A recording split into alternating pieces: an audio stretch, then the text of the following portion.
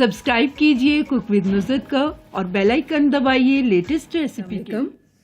आज की रेसिपी बहुत ही इजी है और इफ्तार के लिए बहुत ही इम्पोर्टेंट है। तो आज मैं खजूरें रेडी करूँगी 2 वे में। ये बनाइए, ये बहुत मज़े की बनती हैं।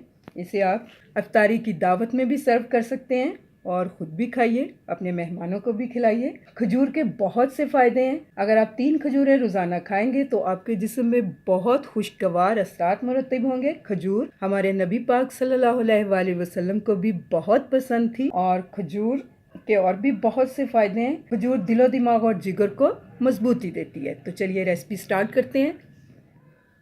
सबसे पहले मैं बादाम के पाउडर वाली खजूर रेडी करूँगी। तो इसके लिए यहाँ पे मैंने एक खाली बाउल लिया है। तो मैं यहाँ 1 टेबलस्पून इसमें बादाम का पाउडर डाल रही हूँ और 1 टेबलस्पून भर के मैं इसमें यहाँ बटर का यूज़ कर रही हूँ। ये मेरा होममेड बटर है, आप चाहें तो दूसरा भी यूज़ कर सकते हैं।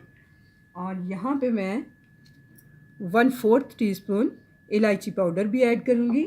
अच्छी तरह से इन सारी चीज़ों को मैं मिक्स कर लूँगी।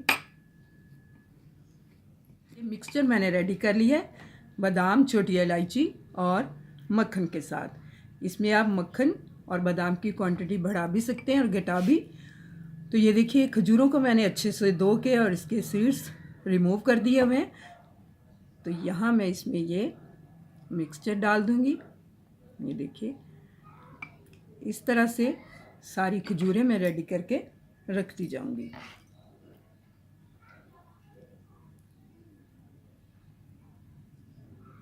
ये प्लेट हमारी खजूरों की रेडी हो चुकी है। तो हम दूसरी खजूरें रेडी करते हैं। जो ये खजूरें मैं सिर्फ यहाँ ये आलमंड से रेडी करूँगी।